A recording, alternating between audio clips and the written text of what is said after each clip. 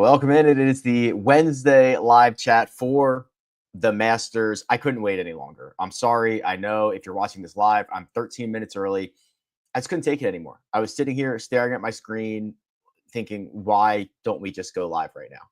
Because I want to, and I have a hard out. Like, I've got to be on TV. I can't go into overtime. So I was like, let's just do it right now. And we'll get as much time in as possible. This hour is yours. Whatever you want, anywhere you want to go, questions, comments, concerns, I'll rock it. We've been out on the golf course the last couple of days.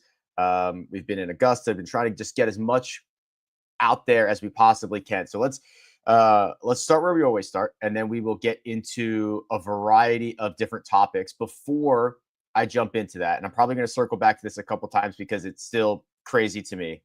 I've been on my John Daly bender this week, hanging with JD at Hooters and drinking his I don't think they're seltzers, but his good boy alcohol. Just I'm on a JD bender. You can be on that JD bender with us. Play a round of golf with John Daly and I.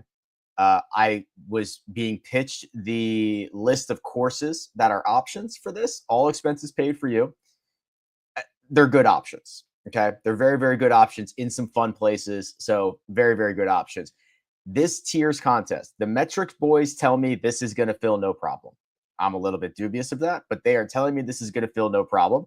You pick one golfer from each of 8 tiers. Your 7 best scores count. So it's basically like our weekly contest, yet it is with $100,000 to first, $350,000 of guaranteed prize money. And for every entry you put in, it's an entry in the draw to win this trip to play with JD and I. Unbelievable stuff. We had a nice time yesterday. I think he was probably much more excited to see Armina than he was to see me, which is fair. That is not just limited to John Daly. That is most people. But yeah, a lot of fun over there. All right, let's get into a couple of normal items here. So let's start with the weather. I will tell you, it's wet out there. The rain that they got on Monday that shut down the practice round was significant. But it was a ton of abundant sunshine yesterday, a nice breeze. The course is drying out, but the spots of obviously where it goes down towards Amen Corner, like that part of the golf course is noticeably more wet. The greens were fairly receptive yesterday. I will check in on that again today when I get out there. But the thing that guys struggled with a little bit was spin control. You know, these very receptive greens, you spin it, well, you've got all these quadrants and all these tiers, and once the ball starts going in the wrong direction, I saw a lot of guys spin. 9 is a great example, right? The uphill approach into 9, spinning it back off the front of the green and back down the fairway, however 30 yards or something like that, right? So that would be a big thing to consider for these players this week. The weather report, the forecast looks awesome all week long. High 60s, low 70s. The only real pop-up of wind looks to be this pocket on Friday afternoon from about 1 p.m. to 4 p.m.-ish, where it gets up to kind of 12, 13 miles an hour. Remember, these are not traditional waves here. Everybody just goes off number 1 in order. So if you are trying to avoid that 2-hour block, you're going to have to look at some of those tee times on Friday, because it is not just wave stuff. It is everybody going off of number 1. But for the most part, this looks very, very clean. I think we're going to have a phenomenal week weather-wise. The one and done information. So this is the actual site-wide entries for, oh my gosh, look, they have a little ad right here. Office Football Pool running the little ad on the side. John Daly and Rick Run go to $350,000 Augusta Showdown. That is insane. I did not see that until right now. This is the actual site-wide selection rate across all the pools on Office Football Pool. Rory McIlroy, number 1, 25%. That is a little bit surprising, considering we are going to go to Quail Hollow later this year. And there's a lot of good spots to use Rory McIlroy. So pretty surprised to see Rory here. Scotty Scheffler's at 19%. And I think that is just because a lot of people have already used Scotty Scheffler. I think more than half of one and dones have already, half of entries in one and dones have already used Scotty Scheffler, which is, yeah, I mean, I get it. Bryson's right in the middle, 20%, John Rahm at 18, Colin Morikawa at 13. Those are the big five. No one else is above 5.5%. That's Joaquin Niemann. So a couple of things that stand out to me. If you've been following anything that's been going on this week, I am very much in on Xander Schauffele. Like I see it. I also think that from and I'm in on him from a lot of like value standpoints. So that means his betting odds, I think, are too long. I think his salary on DraftKings is a little bit too low, but I think a lot of game theory spots to be able to use Xander. If you just said remove everything, who's going to win the golf tournament? Scotty Scheffler's going to win the golf tournament. But when you start considering all the value and trying to take advantage of pricing or game theory, Xander Schauffele probably becomes my most interesting and my favorite play of the week. We will probably talk about him, but Justin Thomas at 2.2% is nearly criminal. That would be a really very fun spot to roll out JT. Yeah, maybe you're probably not going to save him for Quail. Where are you going to feel comfortable playing JT? I'm probably the most comfortable here at 2.2%. And I did want to kind of see what those live guys were up to, how we were going to deploy the live guys. Bryson at 20, John Rahm at 18, Joaquin Niemann at 5, Brooks Koepka at 4.5, Cam Smith at 2.5. That's really it. Patrick Reed at 1.1. So that's the way. Sergio Garcia less than 1%, about 0.5%. So that's kind of where we are living. I'm going to get to your questions in just 1 second. But for those of you who are just tuning in, I'm sorry for going early. Actually, I'm not that sorry about it. I'm excited to do it. Everything that you need is always in the description. So I'm going to reference a lot of tools. I'm going to reference a lot of information. I'm going to talk about that splash contest. I'm going to reference all of that. Might talk about the second cut, which is the new podcast that we launched. I don't know. We'll see. But all of that, the links are in the description. So everything you need is right there. And then, finally, I am excited about the path that we're going here. So the guys over at DraftKings I've partnered with for this week and for kind of major championship season. I love that they're doing this. All customers, not just new customers, all customers with a chance to play for free in one of the Millie Makers for this week. There's 3 of them at 3 different price points. The $10 Millie Maker, if you deposit $10, you get a free shot in that contest. It's very simple. That's it. The $10 deposit, you get the free entry, and now you get a chance to rock and roll and have a chance to take a shot at $1 million. I love this for all customers. You guys know that is important to me, and I'm stoked about that. So you'll probably hear me talk about that probably more throughout the show. Okay, let's get into some of this. Robert, let's go. Spieth sorted his driving issues during and post his wrist issues? ? Irons obviously hit and miss. Okay, got it. So this is Jordan Spieth. So here we go. Let's get into the Jordan Spieth stuff. Basically, everything that you see from this point forward is going to be on my website, rickrungood.com. The other thing you consider is I'm on my laptop. So give me just one extra second here. I'm running a lot of screens. I'm trying to do things on my laptop. All right. I'm pretty bullish on Jordan Spieth. 6 out of 10, 6.5 out of 10. The tee to green game has been strong, especially dating back to the Phoenix Open. The injury, as far as I'm aware, the status of it is basically completely fine, but he has this kind of scar tissue that he kind of has to warm up a little bit differently, or takes a little bit longer, or just like whatever, before the rounds, and he's starting to get more comfortable with that. The driver's still been very good, which is shocking, and it doesn't even need to be that good here. The approach play, what he flashed at Valspar, kind of what Xander flashed at Valspar, I think is pretty legit. And then the big thing, really, when he was struggling at the end of last year and into the beginning of this year, the putter was a huge problem, which is shocking. He's now picked up strokes putting in 4 of 6. And oh, by the way, his history around Augusta National is just truly splendid. The best 5-year run out of the gate for any golfer, and then he just continued that. So really, I am quite bullish about Jordan Spieth here in 2025, and it starts at a golf tournament like this one. Cam Davis has been brutal lately, but a couple of years ago, he missed 6 straight cuts and then went T6 to the Players. Can you find any glimmers of hope in his stat profile? So if I remember correctly, Chris, and I do, he was sick during that, right? right? That's what we found out afterwards. It was like, oh yeah, I hadn't been feeling well. I can't remember if he said mono or if I am making that up, but like it's just like he wasn't feeling well, wasn't feeling like himself, and that was what he said about those missed cuts. I don't know of anything like that, and I guess we wouldn't know. But the question that Chris presents is there any glimmers of hope in his stat profile? The answer, in short, is probably not. Is probably not. Been planning for Ludwig at the Masters in my 1.5x majors one and done. You seemed high on him last week. Now the opposite. Was his miscut of Valera too bad to make up for a complete fade and pump the brakes? Yeah, I think that it definitely scared me. The back-to-back miscuts is a little bit scary. I don't care as much because it is a high-end player, and these high-end elite players, they snap off and they just go nuts. You know, like they don't need to work their way back into it. The thing that I'm worried about was a couple of things. He's lost strokes on approach in a significant way in 2 of his last 3, and that includes the made cut that he had at Bay Hill, which is a little bit concerning. The around the green play has not been as sharp. You are going to be asked to hit unbelievable shots this week. And then the putter has kind of let him down a little bit in 2025. I do forgive him for, the 2 rounds at Pebble, or I'm sorry, the 2 rounds at Torrey, the 1 round at Pebble Beach. I do forgive him for those. He was sick. He was ill. Even just talking post-win, it hasn't been as sharp. So I am starting to get a little bit nervous here. I wouldn't be surprised if he was in the mix, but I've definitely ratcheted back some of my enjoyment of him. Rick, enjoy the Masters. It was great to have Greg and Mark back on the second cut. Thank you.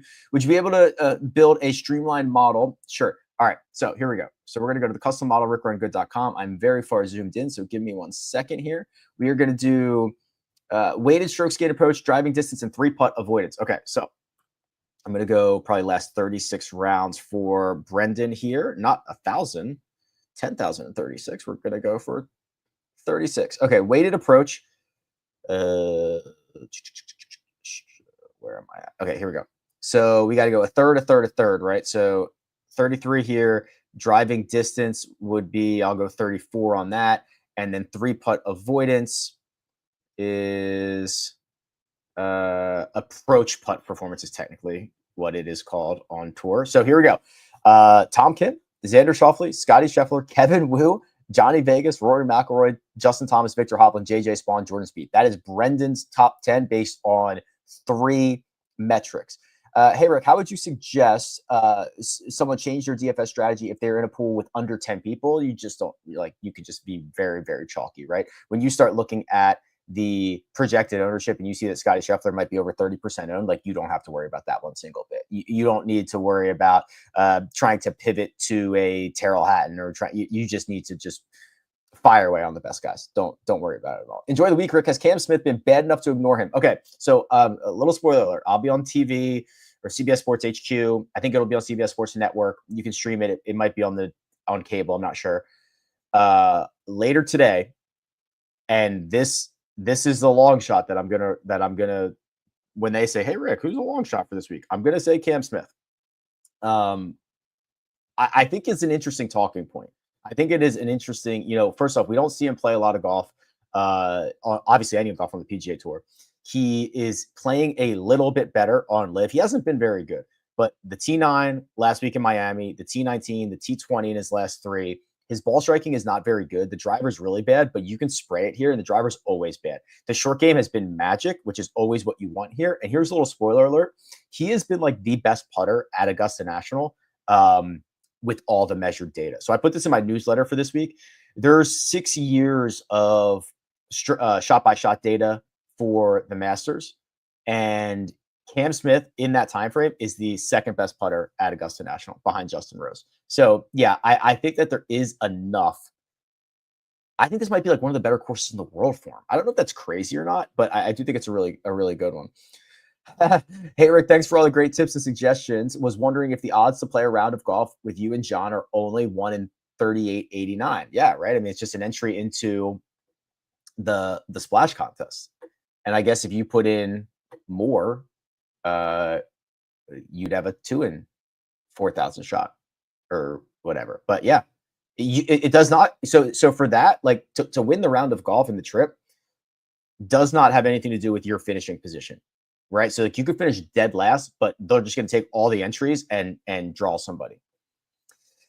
Hey Rick, love the first episode of the second cut. Thank you. Looking for an hour in the 60 to 100 range. Okay, so I do think that Cam Smith is interesting. I actually think there's a couple of live guys that like Charles Schwartzel's much longer than that. He's playing better golf as of late. Patrick Reed, I think, is pretty darn live. I'll see if I can find Poston's number. Poston is where's JT? Wow, I'm still scrolling. 200 to 1? That's a little long for me. He's playing a lot better. He can get hot with it. But so you want in the 60 to 100? Oh, Sergio or Bob McIntyre? Bob McIntyre looks pretty good for this week. Choose one for each major event. Get a free lifetime membership. Play the pro with anyone you want. On the bag with Victor and win. Can never watch or bet on. Oh my God. So, okay. The free lifetime membership at Augusta. So what is sneaky about that is like, we were talking about this yesterday. How open is Augusta National throughout the year? Right. So they probably shut it down for quite a bit around this time of year. If they do any updates, which are always doing updates, you think it'd be hard to get on. You have winter time. Is there like a 2 or 3 month period where you can actually play Augusta National as a member? I don't know. I guess it's got to be more than that. But the connections alone, the history alone, has to be the lifetime membership. Play the Pro-Am with anyone you want. On the bag with Victor and win, or can never watch or bet on. Oh my God. This is incredible. I don't even know where to start. Play the Pro-Am with anyone you want. I think playing an Open Championship course would be sick, right? So whatever's in the Rota. So I think I would take the Open Championship there. On the bag with Victor and win, or can never watch or bet. So it's either US Open or the PGA Championship. I feel bad. The PGA Championship's awesome and has been for the last 7 years probably one of the better major championships, but that's probably got to be can never watch or bet on. Stinks though. And then on the bag and win Victor at the US Open would be pretty sick. Any advice on playing on the Millie, since there will be a large chunk of entries that have one-offs because of free tickets that are not being used to play big GPPs like that? Yeah, so the opposite of that question earlier, right? The question earlier was like, hey, I'm only playing with 10 people. This one you're playing with a lot of people. So there's going to have to be a unique roster construction, either leaving money on the table, doing something like a Scotty Rory or like a Rory Rahm, being very, very cognizant of the projected ownership numbers. Maybe it is taking a stand on Ludwig, who's likely to be the least popular of the 10K guys. You are going to have to get a little bit freaky here. Share your thoughts on Michael Kim. Well, Michael Kim has a lot of things going for him. Since the start of 2020, he's one of the best players in the world. He is very good at hitting his long irons, and I think that he has just improved dramatically as a player. His history here is only 2019. He missed the cut, but you guys know you never look at Michael Kim's history anywhere. I think I'm pretty bullish here.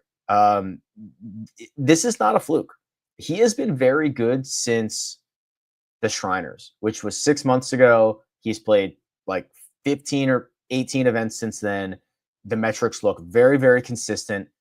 This is certainly not a fluke. Want to roll with Bryson is the expensive guy. I feel like he can turn it on when he needs to. I don't know about that. I don't know. That's a tough thing to kind of dive into. But the thing with me on Bryson is this: he is going to have a very solid floor with the way that he drives the ball, right? Like he picked up 7 strokes off the tee here last year. And remember, all of the conversation was around the bulge and roll of the irons that he was using. Well, yeah, after round 1 where he led, he didn't really hit his irons that well the rest of the week. So that was a lot of the conversation. The conversation should have been the fact that he had like one of the greatest driving weeks ever. So that alone gives him a pretty high floor. I sat in his presser yesterday, and I did not think it bred a lot of confidence. I've sat in a lot of Bryson pressers, heard him talk a lot. Seemed like he was trying to convince himself his game was in good enough shape. So I'm probably a little down on Bryson, but I think he's going to be inside the top 20 pretty easily because he's got this really great floor with the driver. It's just a matter of kind of the rest of his game. Rick, thanks for everything you do. Hope you're enjoying Augusta. I am. 7 out of 500, my one and done. Am I crazy for considering Rahm or Bryson over Scotty? Is this Rahm's best chance for a major? Rahm is a good chance to win every single major. The thing that I think with Rahm, this is so different than last year. Last year, he was just like a sad boy when he rolled up to Augusta National, and then he got better throughout the year. His metrics are awesome. If Liv played 4 rounds, he'd probably win every single week. So really, I have no problem if you want to use Rahm here. I think Bryson's a little iffy, and I almost just save Bryson for the PGA or the US Open or something like that. But I would probably just rock with Bryson if I were you. Who's gonna have a better tournament, Hoagie or Jaeger? I'm such a sucker for Jaeger, but let's go Hoagie. He's been playing a lot better. Hey, Rick, this is from Chris. Thank you, Chris, for the super chat. I appreciate you. Can you run a model for these areas here? Yeah. So this will be Chris's model. So clear these weights out. Let's do, all right, 20 on total driving. Okay. 20 around the green. Let's do last 50. 20 on approach from these long buckets, 20 to 200, 225, 20 bounce back, 20 course history. Okay, so course history, 20 on Augusta National, and bounce back is underneath scoring. So we are going to go, it's not bounce back, it's bogey avoidance. Okay, number 1, Scotty Scheffler. Number 2, Daniel Berger, Colin Morikawa, Rory McIlroy, Robert McIntyre, Shane Lowry, Minwoo Lee, John Rahm, Xander, and Ludwig. Yeah, that's a pretty big boy. How should we weigh current form and prior history? When we get out of the superstar range, we have guys who've been playing pretty poorly as of late, but do have a good history. This is the one. This is the one event where course history tends to be the stickiest. You get the same caliber of field. You get the same size of field. It's played the same course every year, obviously. Very similar conditions. So more this week, more than most, I think there is a little just show up and there's magic here. We've seen it from Phil. We've seen it from, I think, like Cam Smith is a really good option for that. Yeah, I wouldn't be surprised if Sungjae played well. I won't have any exposure to him, but kind of in that same vein. Pick 1, Cam Smith, Straka, Connors, Reed, without knowing what this is for. Connors. Hey, Rick, still towards the bottom of the one and done. Is picking Rahm viable? Yes. I think you can play. I mean, he's not going to be overly popular. He's going to be at 18%. I think you're just fine there. More than half the time a lefty has won a major. Oh, okay. More than, yeah. So Jackson is talking about why there's kind of a disproportionate amount of lefties that win here. 6 in the last 20 years, but I mean, 5 of them are from 2 guys. So Bubba and Phil. But yeah, no, there are some real things about that. There are a lot of shots where if you hit that lefty cut, it does play a lot better. 12 is perfect. I think Brian Harman is my favorite. Or I'm sorry, Bobby McIntyre is my favorite lefty in this field. Is there anything to be said about the physical toll that Augusta puts on the players? Hence, strokes gained putting graph you showed here in your preview this week. Yeah, that was by experience. So I don't think it's going to be anything for these guys, right? We talk about it for Tiger because his body is an issue. I don't think any of these guys are going to have an issue whatsoever. I lost my spot a little bit, but I think that was a question about Will Zalatoris, which, by the way, if you saw it, Will Zalatoris is one of the better putters at Augusta National. Now, I think he's got a smaller sample size than some of these other guys. Yeah, he's got 3 trips, and it goes back to 2021.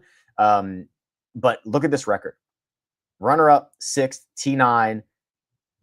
Very, very strong ball striking numbers. We need him to figure out the flat stick here. If he putts like he has in most of his Masters rounds, he will be in contention.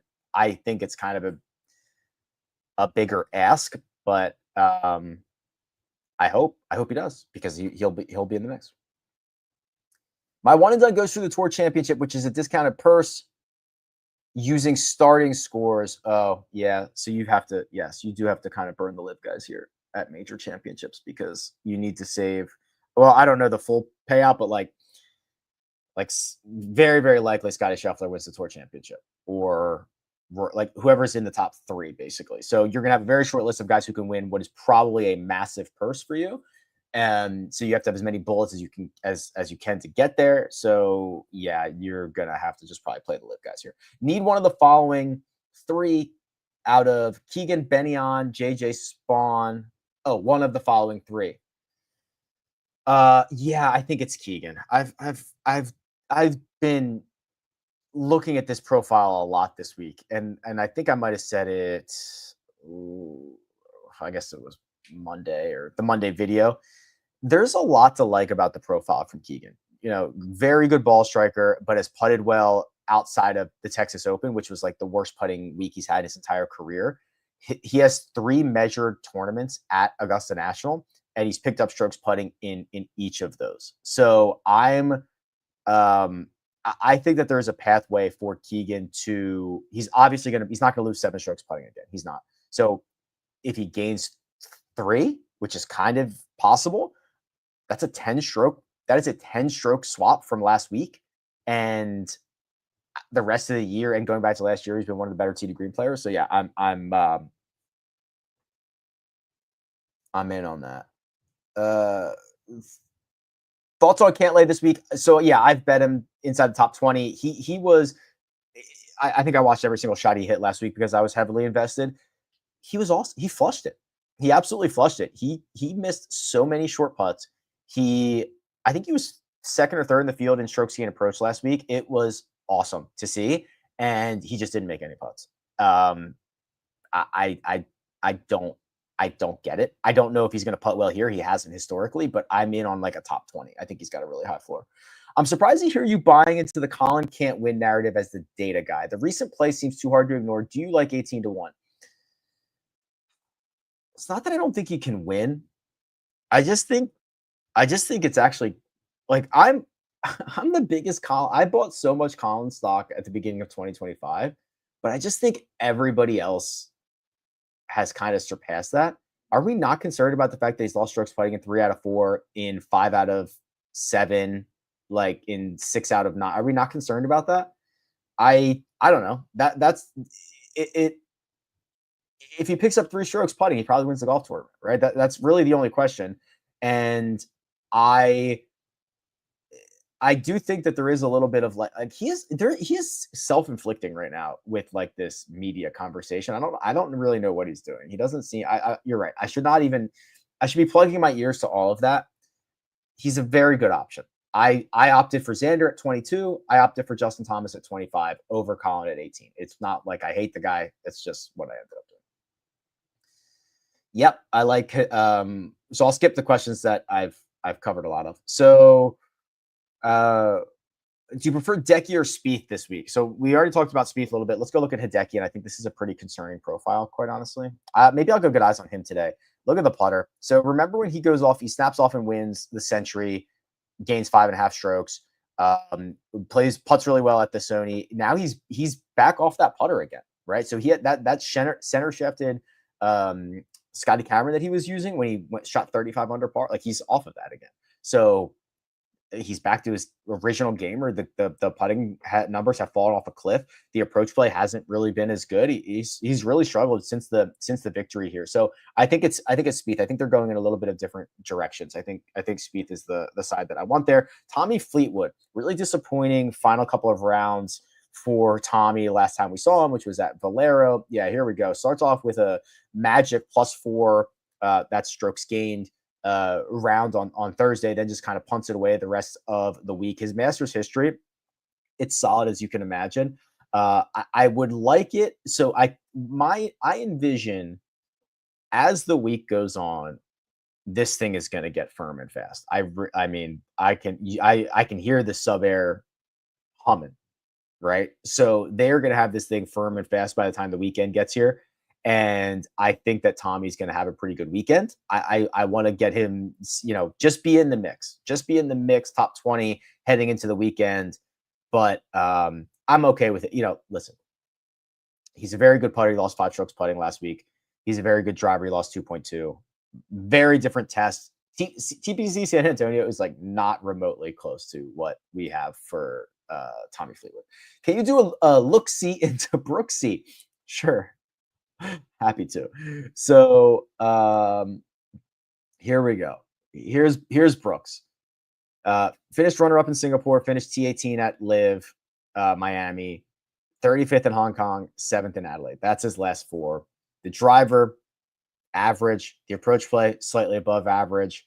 And then solid short game. Yeah, he's been fine. He's been fine. He talked a lot about his preparation and how, he's been preparing for this the same way he always does for major championships for the last month or two or something.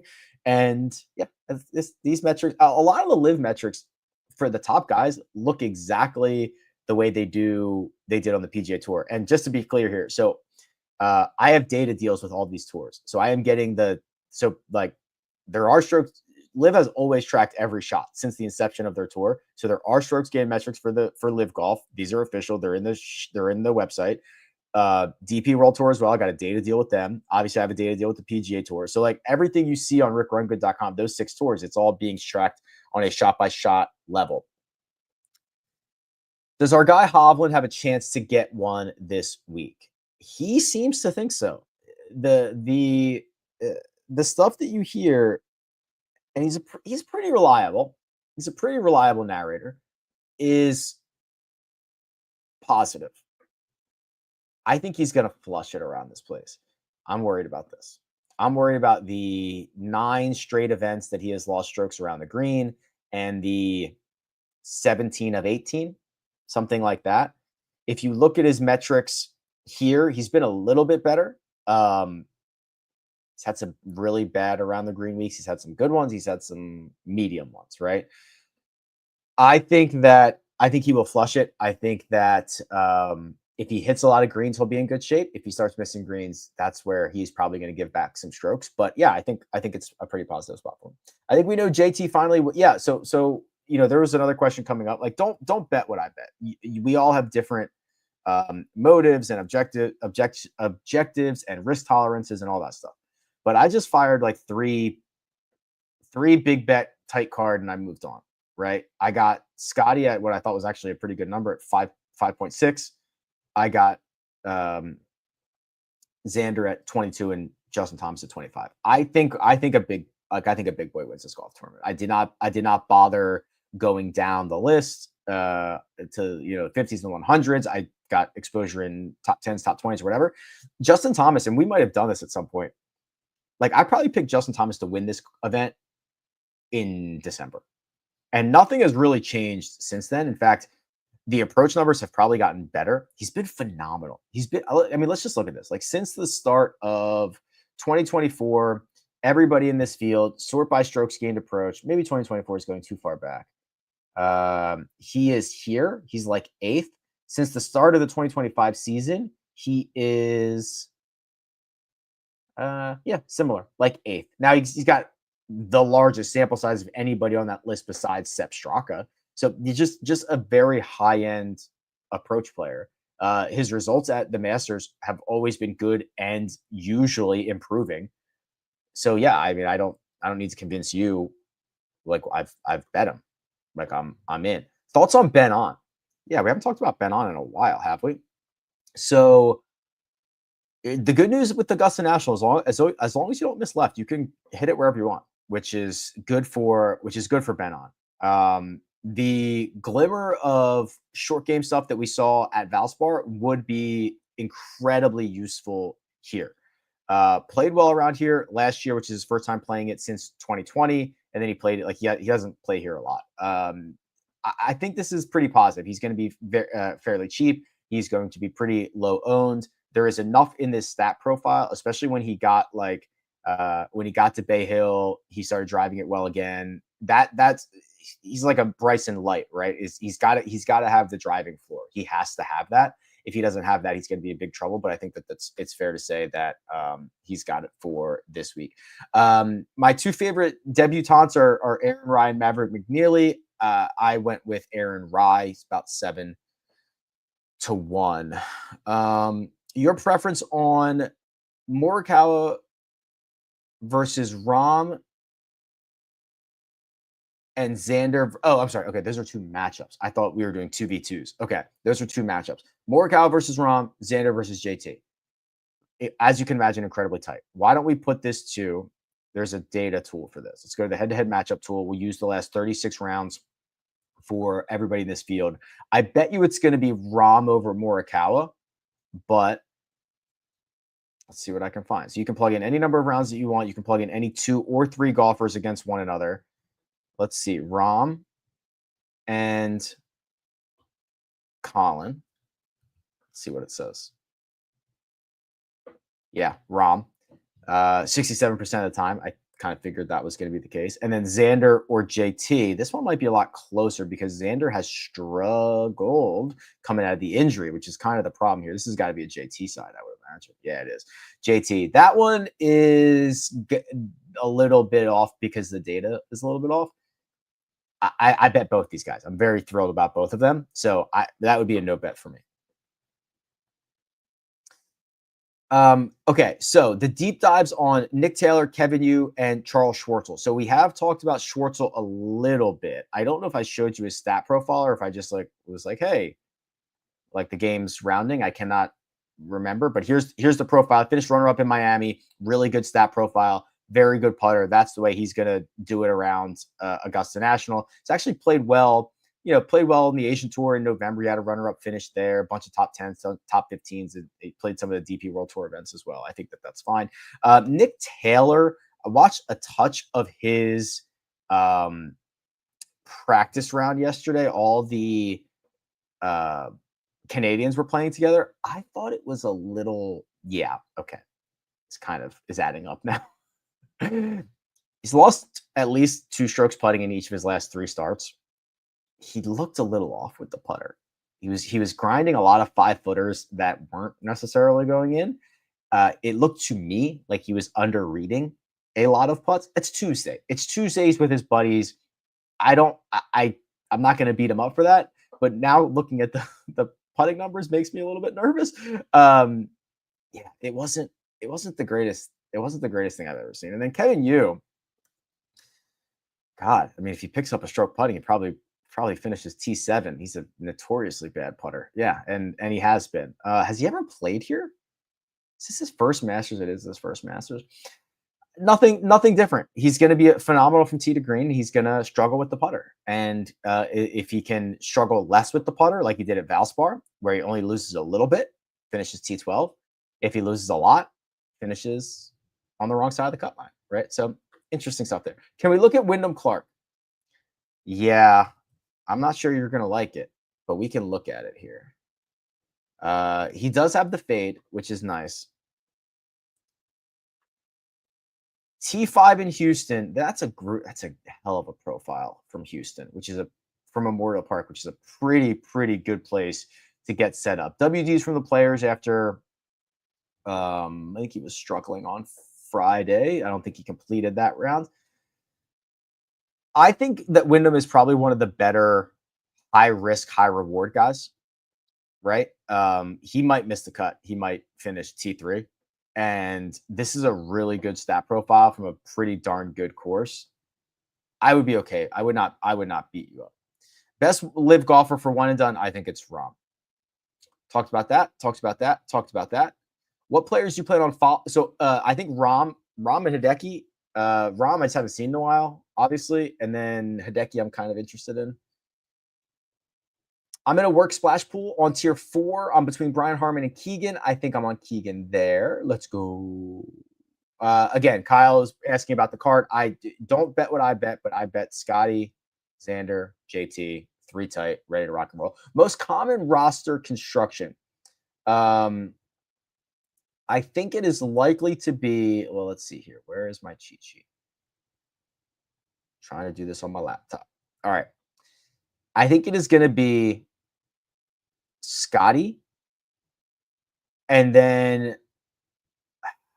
maybe like a Scotty Rahm scenario. The 9K guys are pretty evenly dispersed because I don't think you can go Scotty Rory. I think it'll be a lot of Scotty Rahm, Rory Rahm, or Scotty Bryson, Rory Bryson. I think is what the most common scenario will be. Thank you, Rougarou. Chipping a little bit for the SC. I'll be joining the Patreon as well. Thank you. Questions to follow. Okay, so here are some of his questions here. I know course fit regression model minimizes putting, but it feels like it's such an integral part of Masters. Feel odd not having it in any of my models. I think the thing with that is you can use experience at Augusta National. Like you could use strokes gained Augusta National. Obviously, putting is being incorporated into that. The other thing is you can bump. Where is that list of? I just had it, didn't I? Best putters at oh yeah, here we go. So you can kind of like bump some of these guys, right? This is the top 10 in strokes gained putting at Augusta National: Rose, Smith, Zalatoris, Patrick Reed, Brian Harmon, etc. Right? So you could bump those guys, but I agree. I mean, it could just be lumped into the experience. Still third out of 450 and one and done. Used enough top tier guys that I have to use 2 to 4 live guys. Yeah, I think it's just like Rahm here, Bryson at the U.S. Open, or the PGA Championship. You could play Brooks at the other one, and then we'll just see what happens when we get to the Open. Maybe Cam Smith will be playing well. Maybe somebody else will be playing well. Thoughts on Rahm, Sergio, Zalatoris core 3 to start? I'm cool with that if you're cool with that. Sergio's been great. Yeah, I mean, like, so if you just go look at everybody in this field from the start of 2025, Sergio Garcia is the 5th best tee degree player in this field.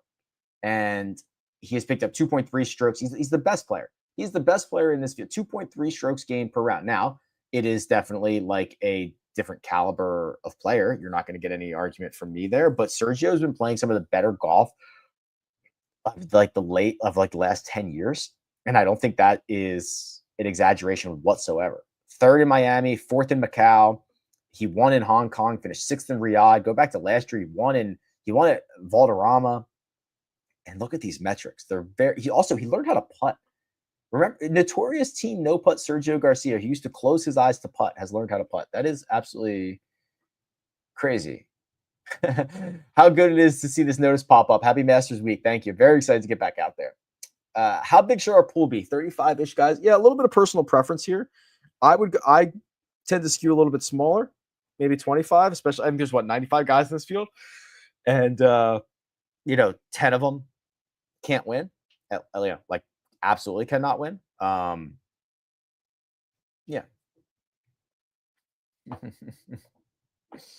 Xander has finished inside the top 10 in half of his major championship starts, which is 27 of them. He's finished inside the top 10 52% of the time. Nobody except Scotty Scheffler has gained more strokes in major championships since Xander started playing major championships. Yeah, Xander's a problem. I like Bobby Mack better than I like Batia. Sounds like the pollen is getting to you a little bit. I'm very allergic to pollen. Is Rahm mad about the world rankings? I think Rahm is generally mad about a lot of things. Rick, would you ever grow out your beard like John Daly? I think Mina would love it. I don't know if she would. Also, I could not. But if I could, I would. Ludwig is going to be like 5%, isn't he? No, he's going to be like 11%. Am I the only one who thinks Michael Kim's price range is a little bit disrespectful with how great he's been this year? Yes. Any of the old guys at 6K have a chance. All right. Let's look.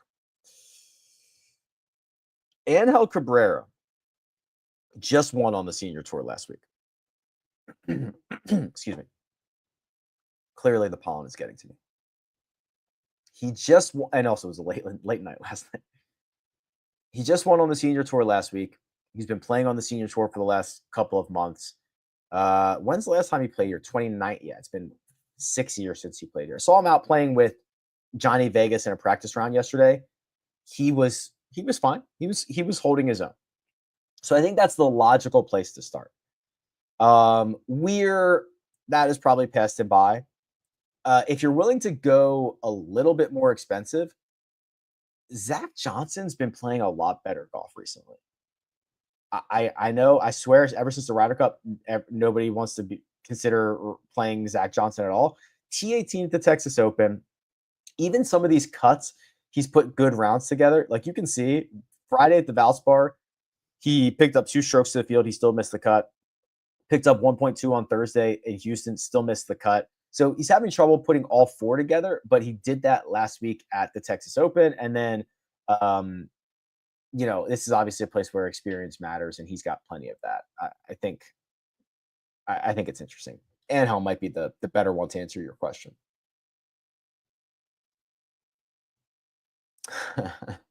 I'm playing my own club's Masters par 3 contest today. What should my one swing thought be? It should be Louis. That should be your tempo. How was Hooters with JD? It's a scene. So there's 2 sides to the Hooters. There's the front door, and then there's the porch side. So the porch side, he posts up on the porch, and that's the side to go see JD. You can't go between the two. And it was a racket. And there were so many people over there. There's merch everywhere. He's taking pictures. He's signing stuff. They're having the time of their lives over there. It was wild. There's a line everywhere. There's a line to get in the front. There's a line to get in the back. It's craziness. It's unbelievable. Why is nobody talking about Koepka?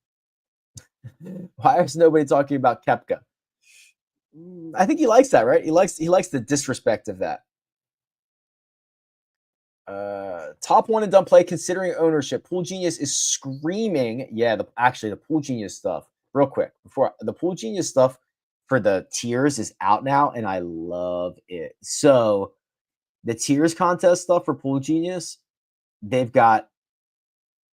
I love this. You could hey, do you want to be conservative? Here's the tiers you should play: Scotty Scheffler in tier 1, Bryson in tier 2, Tommy Fleetwood in tier 3, etc. If you want to be balanced, if you want to be aggressive, it gives you options there. Because it's got the pick rates, it's got the ownership rates or the win rates. I love this tool. This is one of my favorite tools. There's a link in the description up to 60% off with our code because I'm buddies with those guys. But I love this tool. Just looking through it makes me so happy. So anyway, Pool Genius is screaming Rahm and Bryson. Xander's a distant third. Yeah, I mean this is a future value thing, right? It's going to scream Rahm and Bryson because they don't have a lot of future value, and I think that's right. Rahm, I prefer Rahm, but I completely understand. That's an absolute game theory thing.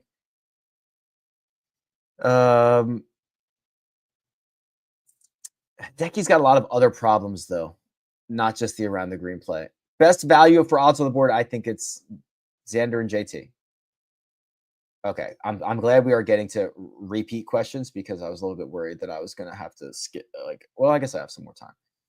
Okay, I saw Pendrith a little bit, so because he was in that group. Let's look at Pendrith's profile here. I think in general, and I want to see if there's data to back this up. I think this is kind of a decent spot for him, and I want to see what his history is here. Oh, he doesn't have history here.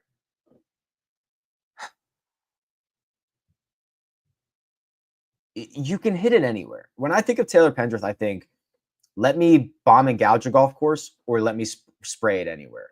I worry that he's not as good on some of the longer buckets, the 150 to 175, 175 to 200. He's okay. I think of him more as a better wedge player, which I guess the data doesn't really back that up, for at least for this year.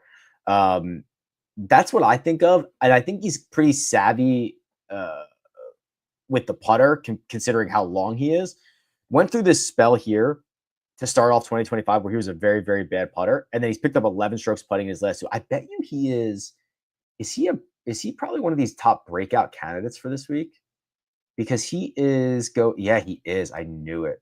Yeah, so he is in that upper left-hand quadrant. So the reason for that being great tee to green play, but his putting is still below expectation to himself. So I'm convincing myself on Taylor Pendrith as we go through this. Spoke a lot about Rahm. I won't circle back to that. In the hotel, ready to rock and roll. Me or you? Both of us. Lots of Brooks questions we talk about. I think he's fine.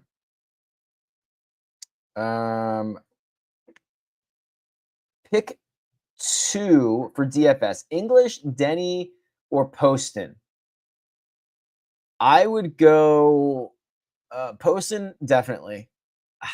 I would go Denny. How are we feeling about Adam Scott? Medium.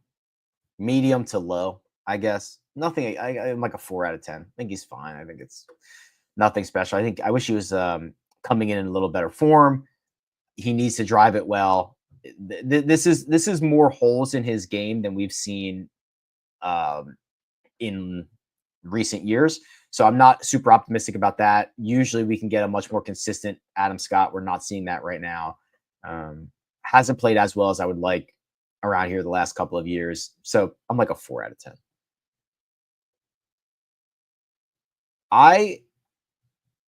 I've seen a statistic that the winner over the last 10 years has never finished round one worse than sixth, aside Tiger. Crazy how much round one matters.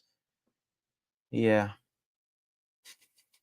Scam Young. We playing him? I'm not. If this was a different year, we could look at young Tom Morris. If this was a different year, I think I would. He's just been bad everywhere, right? Like what's the positives here? That he picked up 3 strokes off the tee last week. Like, okay, great. He's lost strokes on approach in like 11 in a row, and he's lost strokes tee to green in 5 out of 6, and he has not been sound in the short game. I see the last 2 years of top 10s, he's been in completely different form entering this, hasn't he? Best first round leader guess. I didn't mind that there was a Russell Henley comment earlier.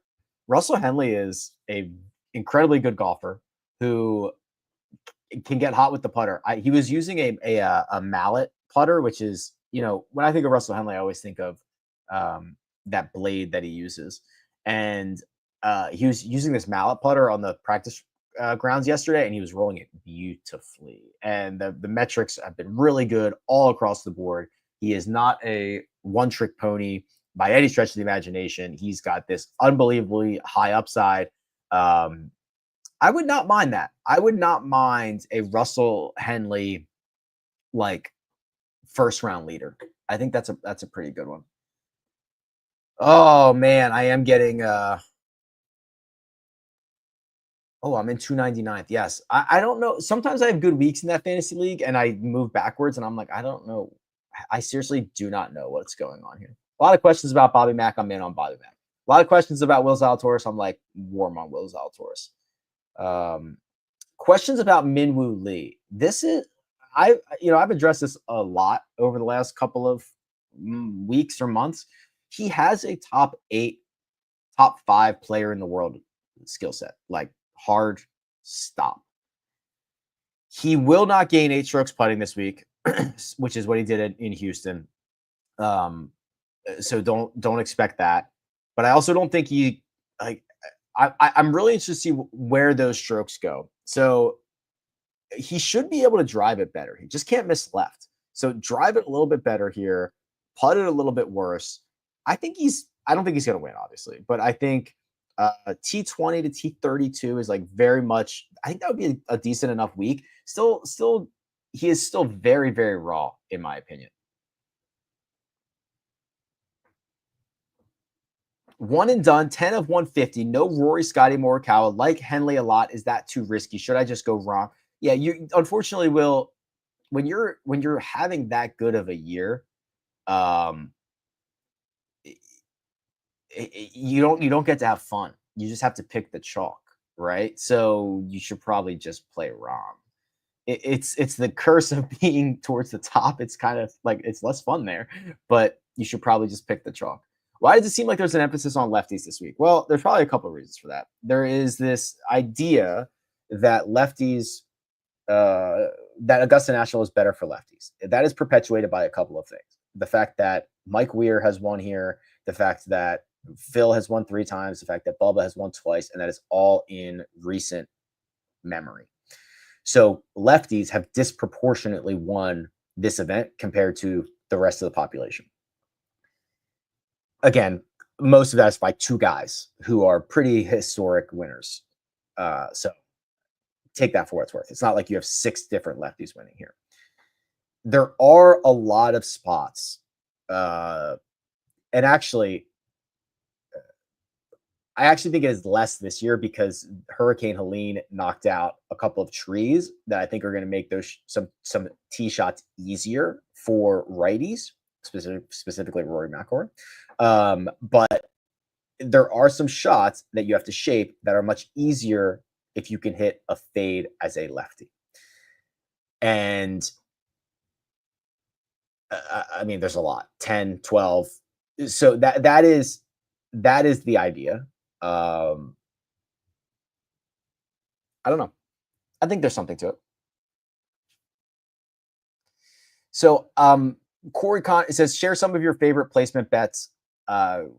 Connors top 10, Cantlay top 20, Reed top 20, Schwartzel, I think I got top 30 on, something like that.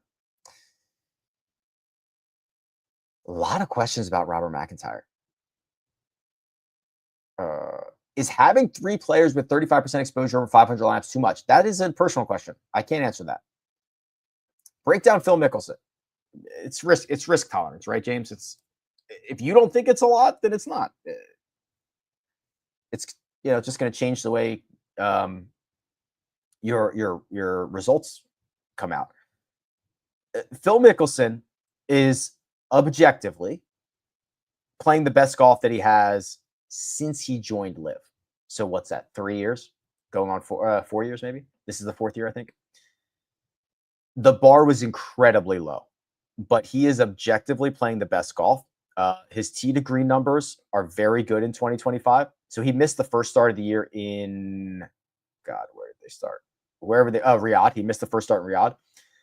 +4 from tee to green, +6.5 from tee to green, small gain in Singapore from tee to green, +3.2.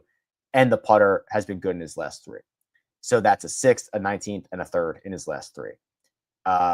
Saw him out there. Dude, I wish I got it on camera yesterday. So you saw the clip. Where he chipped one on Sunday and last week in Miami, where it hit the stick and went into the water. He was on the practice area yesterday, hitting a very similar chip. It hit the stick and kicked off short and to the right. And he looked at his caddy and his coach and gave it like can you believe that happened again? And I thought it was hilarious. And I just wish I had my little pocket cam out because it would have been, it was like an identical kick. It was perfect. Liv's playing great. Phil's playing great. Okay. It's the best golf he's played in a really long time. I don't care as much about the guys who played on the weekend in San Antonio. I don't think San Antonio is a very good comp.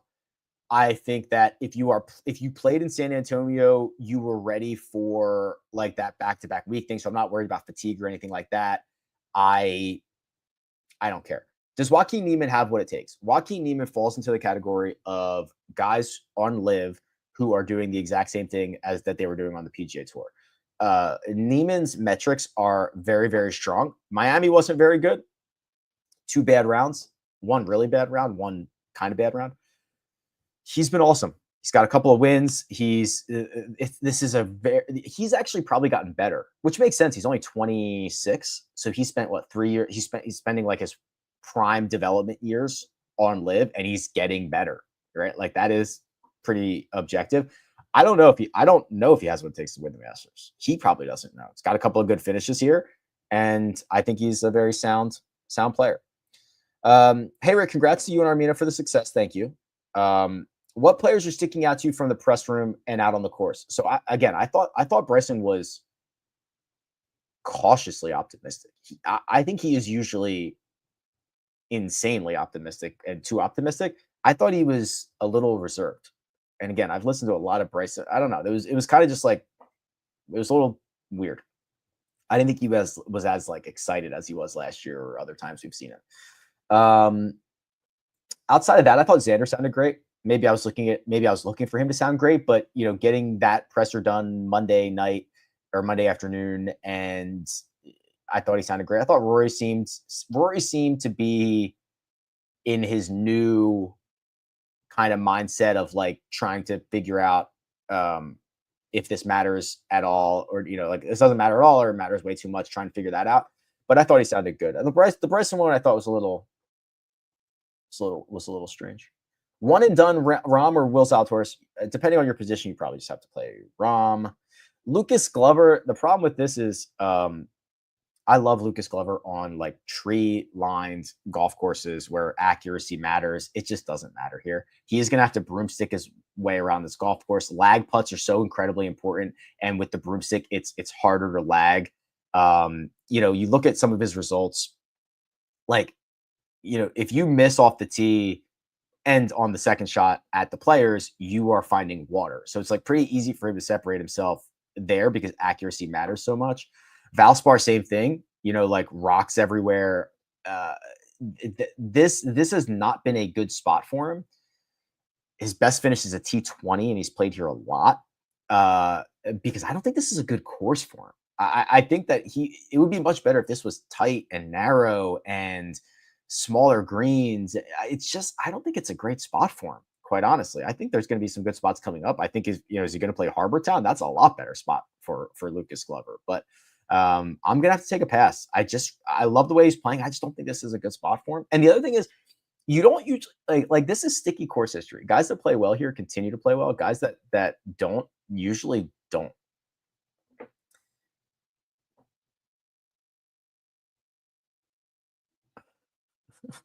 You guys are funny.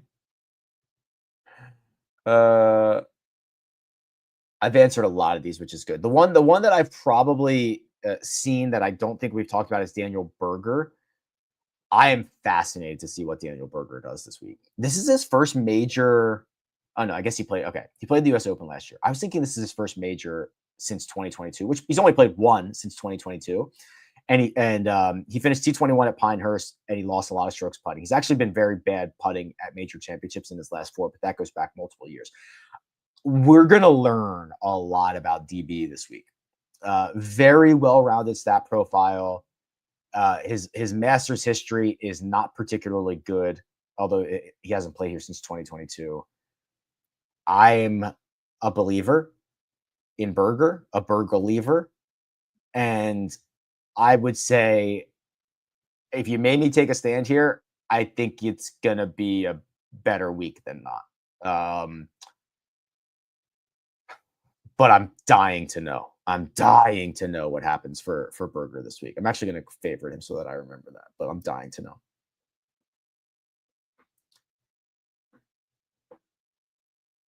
I'm so happy that I've answered a lot of these.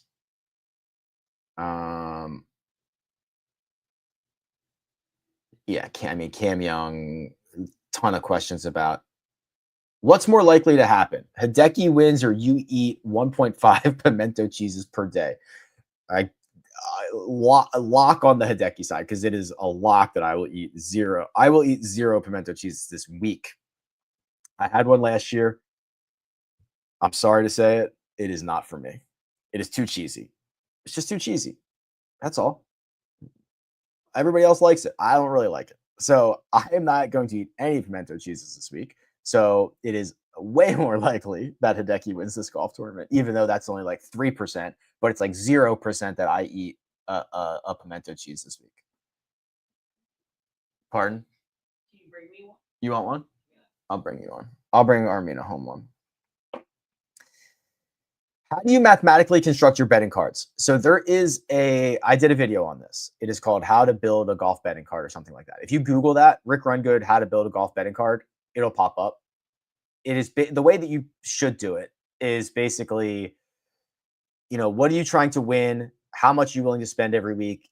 What are the odds for each golfer? And then those variables come into the problem. Then you, in theory, if you really wanted to, you could use the Kelly method to, like, based on confidence, to determine your bet size as well. Now, most people, like, if you're not doing this for a living, you don't need to do that. If you're doing it for entertainment, do whatever you want, which 99.9% of people should be and are. And then, of course, for major championships, I kind of throw that out the window, right? Because I just want to have fun and enjoy it.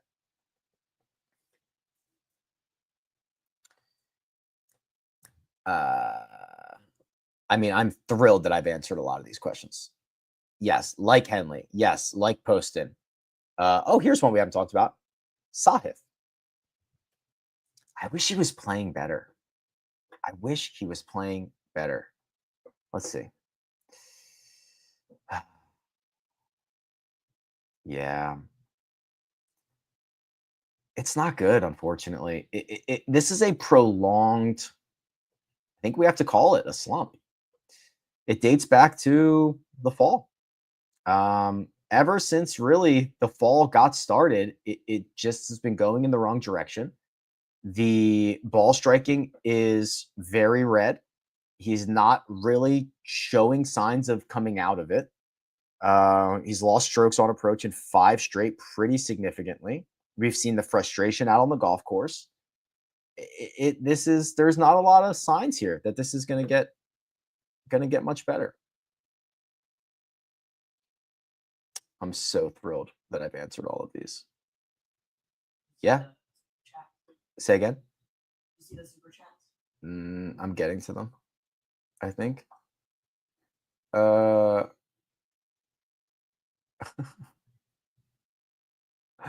Okay, yeah. So I did talk about this a little bit with Dan. So I did the live Dan on golf last night.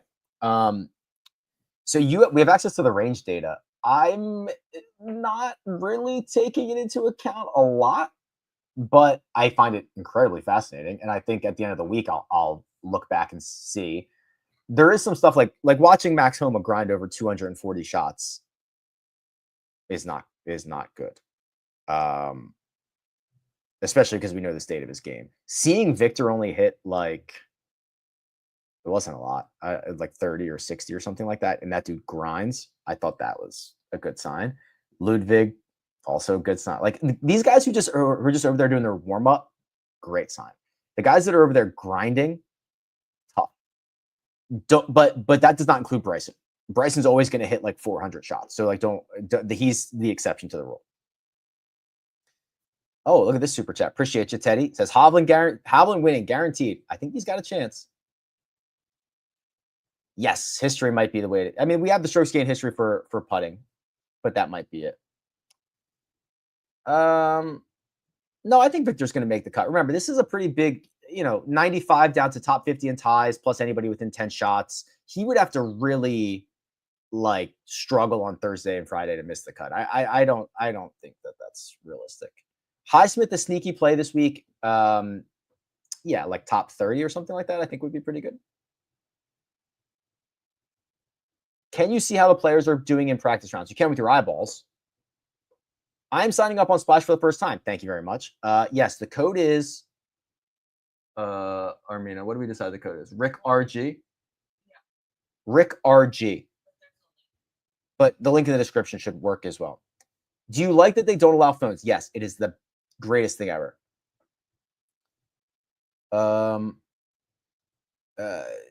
So JT's new caddy is Joe Griner, Max Homa's old caddy. I don't think it helps or hurts his chances. I think JT is going to have a great week no matter what. Joe is very good at, I mean, Joe's been here. Joe's awesome, and he's been here a ton.